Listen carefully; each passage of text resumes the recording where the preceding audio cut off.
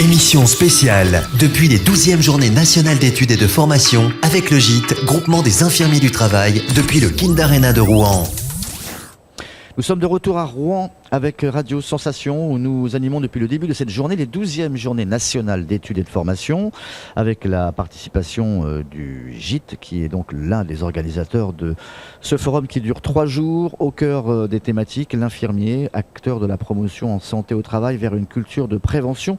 Les invités se succèdent à notre plateau et nous sommes heureux de recevoir monsieur Didier Borniche qui est président de l'Ordre national infirmier. On se plaignait entre guillemets avec un peu d'humour de n'avoir que des infirmières à notre table. Et donc le premier de ces infirmiers est le président de l'Ordre national qui les représente. Monsieur Borniche, bonjour. Bonjour. Et nous avons donc Anne-Marie Moretti à notre côté pour notre référence santé et technique. Monsieur Borniche, tout d'abord, explication sur l'Ordre national des infirmiers. Depuis combien de temps existe-t-il et a-t-il toujours existé pour ceux qui ne sont pas au fait justement de la profession? Non, l'Ordre national infirmier est l'ordre le plus jeune qui existe parmi notamment les 7 professions de santé. C'est le dernier qui a été créé en 2006 par le législateur et qui est encore, j'allais dire, dans sa période d'adolescence. Ouais. Donc ça veut dire qu'avant, il n'y avait pas véritablement de fil conducteur il n'y avait pas d'organisme chargé de fédérer l'ensemble de la profession. Aujourd'hui, l'Ordre a dans ses missions qui lui ont été confiées par le Parlement d'organiser la profession et notamment son accès. D'accord. Donc à l'instar des médecins, absolument, choses à respecter. Nos missions sont les mêmes que celles des médecins, que l'ordre des médecins, des pharmaciens ou des chirurgiens dentistes, par exemple. D'accord. Vous êtes président de l'Ordre national d'infirmiers depuis 5 ans maintenant. 5 ans. Voilà. Et auparavant, vous étiez toujours dans cette structure? Mais j'ai été élu à la création de l'ordre. Les premières élections ont été faites en 2009. Et j'ai pris la présidence en 2011. D'accord. Est-ce que ça serait indécent de vous poser la question? Est-ce que vous avez un parcours justement classique dans le milieu de la santé ou pas? Oui, j'ai un parcours dans le milieu de la santé. Je suis un peu le régional de l'État puisque moi je suis ici en terre connue, si je puis dire, puisque je suis rouennais et pour une fois, je n'ai pas besoin de me déplacer quelque part dans notre beau pays. Non, j'ai un parcours de santé. J'ai travaillé pendant plus de 40 ans au sein du CHU de Rouen. Et je suis issu du monde associatif puisque j'ai été président de l'Association française des infirmiers de dialyse, transplantation et néphrologie. Et c'est d'ailleurs ce qui m'a conduit à vouloir fédérer l'ensemble de la profession au sein d'une organisation comme l'Ordre. Alors un ordre, ça évoque effectivement un cadre, donc vous êtes en train de mettre en place ce cadre, si nous avons bien compris, et vous êtes intervenu sur quelque chose à quoi on pense forcément quand on pense à un ordre, qu'il soit celui des médecins ou celui des infirmiers, c'est-à-dire la déontologie. Est-ce que vous pouvez nous en dire un petit peu plus, sans être austère, justement? Oui, je pense qu'il est important d'utiliser des mots qui parlent à tout le monde. La terminologie ordre, déjà, est un peu barbare par elle-même. L'ordre, il est là d'abord pour garantir la qualité et la sécurité des soins. C'est-à-dire qu'il est là d'abord pour les usagers. Et il garantit que les professionnels qu'il a en face de lui ou qu'elle a en face d'elle est un professionnel qui a les compétences, c'est-à-dire les diplômes et la moralité, puisque nous sommes chargés de vérifier aussi le passé judiciaire des professionnels pour les autoriser à exercer, puisque c'est l'ordre qui, à travers l'inscription au tableau, autorise l'exercice de la profession et donc garantit aux patients que les professionnels ont toutes les qualités requises pour pouvoir les soigner. Et la déontologie, par rapport à la question que vous me posiez, est naturellement omniprésente dans notre exercice pour le patient et pour régler aussi le fonctionnement de notre profession au milieu des autres professions de santé. Cette déontologie qui est parfois un peu galvaudée dans notre société, pour nous est quand même extrêmement importante. Est-il utile de rappeler que notre belle profession est la plus populaire en France avec les pompiers, paraît-il, et que cette confiance, nous tenons à la garder. Alors, est-ce que vous auriez quelques points plus particuliers, qui soient plus limpides pour les auditeurs de déontologie, quelques points ou axes forts de cette déontologie, ou des mots-clés? Mais cette déontologie, elle parle au quotidien à travers, par exemple, le respect du secret professionnel. Le patient doit être assuré que le professionnel auquel il aura confié un certain nombre de secrets les gardera pour lui. Ça, c'est fondamental. J'en ai dit quelques mots dans la présentation que je viens de faire devant les infirmières de santé au travail.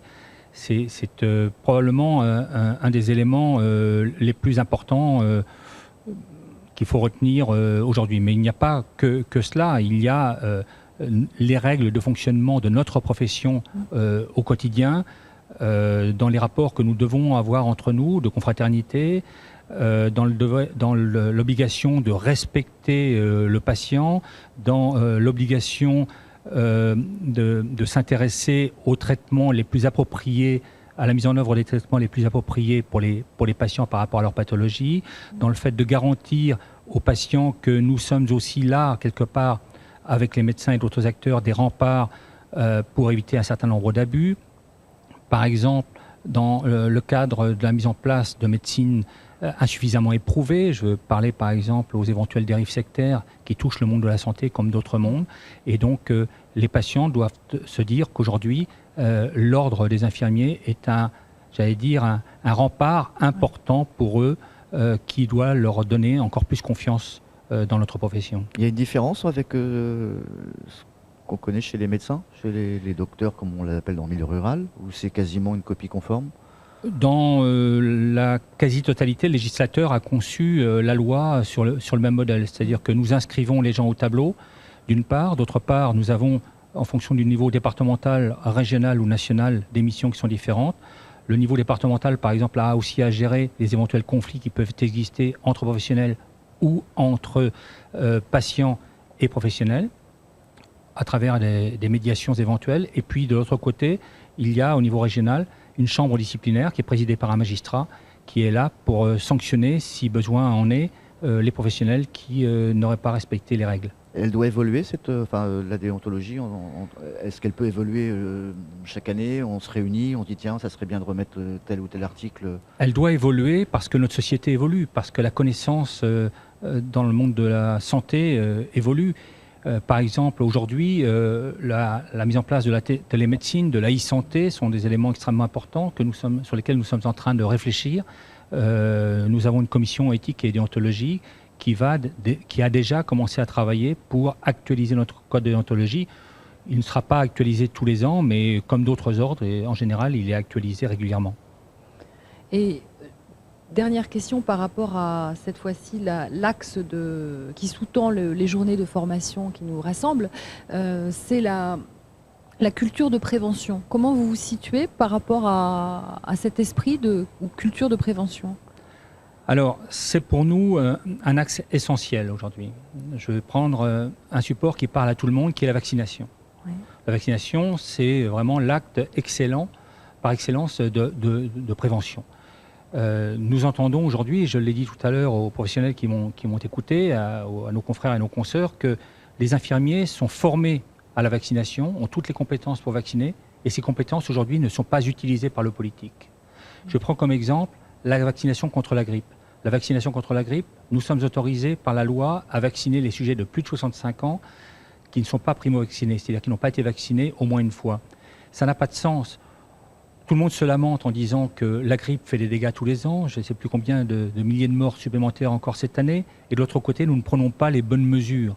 Alors prenons les bonnes mesures. Des expérimentations sont en cours avec les pharmaciens et avec tout le respect et l'amitié que j'ai pour nos collègues pharmaciens. Je pense que les bonnes mesures ne sont pas dans cette direction-là. Il y a potentiellement 600 000 infirmiers, il y a 100 000 infirmiers libéraux qui vont au domicile du patient. Ce sont probablement les derniers professionnels de santé qui vont encore au domicile des patients. Utilisons-les pour vacciner les patients, pas simplement contre la grippe. De manière beaucoup plus large, les médecins généralistes aujourd'hui ont des cabinets qui sont surchargés, ont des emplois du temps extrêmement surchargés. Eh bien, autorisons les infirmiers et les infirmières à vacciner. Voilà un domaine dans lequel nous pourrions apporter vraiment des compétences supplémentaires au service de la population. Il y en a d'autres, bien entendu, mais celle-ci est une compétence très particulière. Et précisément sur le domaine de la santé au travail, là, parce que la vaccination, ce n'est pas vraiment ce qui relève ou ce qui est le plus parlant pour... non, bien entendu pas. La santé au travail aujourd'hui connaît des moments difficiles parce qu'il y a peu de médecins, il y a des infirmières, pas en nombre encore suffisant, semble-t-il. Et la prévention, elle est aussi là dans le monde de la santé au travail. Je pense que les infirmiers de santé au travail ont un rôle extrêmement important à jouer. La vaccination, elle vaut dans l'entreprise. La lutte contre le tabagisme, elle vaut en entreprise. Il y a bien d'autres domaines dans lesquels les infirmières, au contact des collaborateurs d'une entreprise, peuvent apporter une plus-value, alors que dans les nombreuses entreprises aujourd'hui, les médecins ne sont pas présents au quotidien. Donc, j'allais dire, essayons d'avoir aujourd'hui une autre approche. Ça vaut pour la santé au travail comme pour d'autres choses. Notre pays aujourd'hui est confronté à un certain nombre de défis. C'est le vieillissement de la population, c'est l'inflation des maladies chroniques, ce sont des problèmes économiques. Eh bien aujourd'hui, il faut que nous allions dans des directions qui soient plus originales, où les professionnels de santé redéfiniront entre eux les rôles qu'ils ont à jouer pour une meilleure prise en charge. Monsieur Didier Borniche, merci d'avoir accepté notre invitation. On aurait pu encore parler pendant de longues minutes. C'était très intéressant. Cette 12e journée nationale d'études et de formation qui continue, on vous le rappelle, jusqu'au 9 juin. On vous souhaite le meilleur pour la suite justement de cet événement. Merci. Au revoir. Merci, au revoir.